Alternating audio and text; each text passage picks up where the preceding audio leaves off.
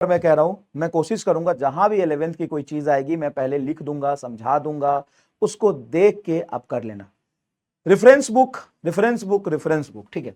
सबसे पहले कोई भी चीज ना जब खराब होता है ना तो सिर्फ उसको बोलना नहीं होता है, उसके बारे में सोचना होता है क्यों खराब हुआ है, उस पर काम करना होता है। ध्यान से सुनो, रीजन, रीजन 11th बर्बाद होने का क्या था, बर्बाद होने का क्या था, क्या था बताओ। रीजन 11th बर्बाद होने का क्या था, रीजन 11th बर्बाद होने का क्या था। पहला रीजन बताओ, दूसरा रीजन बताओ, तीसरा रीजन बताओ, एक रीजन तो होंगे नहीं, चौथा रीजन बताओ, पांचवा रीजन बताओ, ठीक है।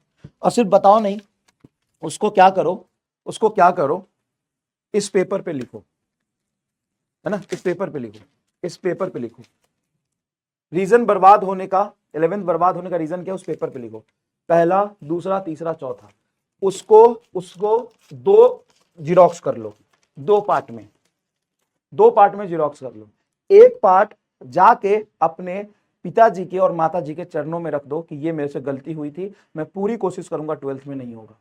अब तुम बोलोगे सर ये तो मेरे से नहीं होगा, करना पड़ेगा। नहीं तो पता है क्या होगा, आज तो खुद जोश और जुनून में हो, 4 दिन बाद तुमको लगेगा कि अरे यार सर नहीं हो पाएगा मेरे से, सर अब छोड़ देते हैं।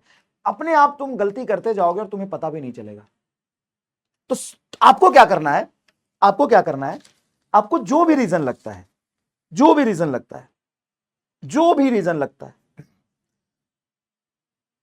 ना, जो भी आपको रीजन लगता है उस रीजन को लिखो कि 11th खराब होने का रीजन, पहला रीजन, दूसरा रीजन, तीसरा रीजन, चौथा रीजन, 2 पेज में लिखो।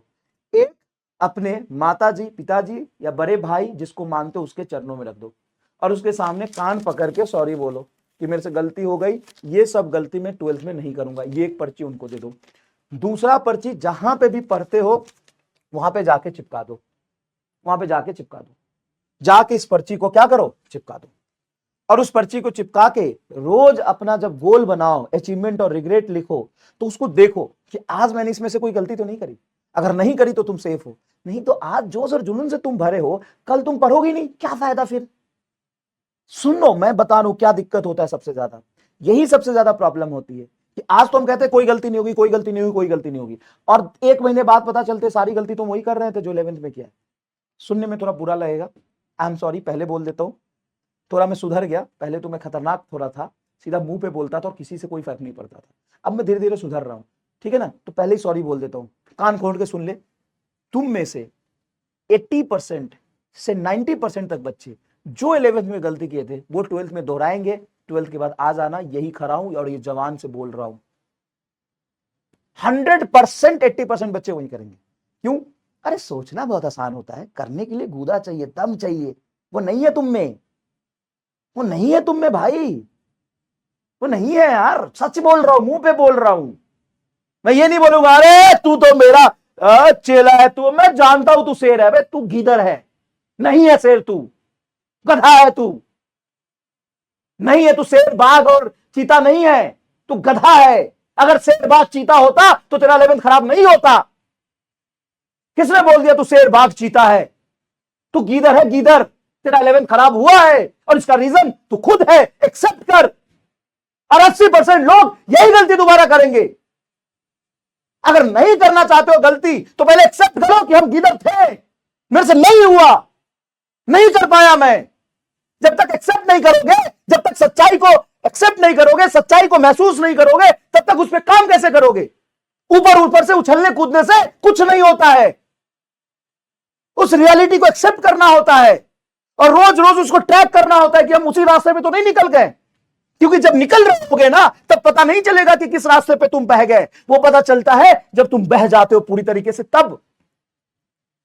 तो भाई ये लिखो कि ये मेरे 4 रीजन है और रोज रोज रोज रोज अपना पीठ थपथपाओ कि उस रीजन को जिसके वजह से मेरा 11th खराब हुआ था उसको मैंने रिपीट नहीं किया। पीठ थपथपाओ रोज। और तुम्हें लगे कि नहीं वही गलती मैं फिर दोहरा रहा हूं तो चप्पल मारो अपने आप को कि मैं वही से रास्ते पे चल पड़ा जिसके वजह से मेरा 11th खराब हुआ था, वही गलती मैं 12th में कर रहा हूं। चप्पल मारो खुद को।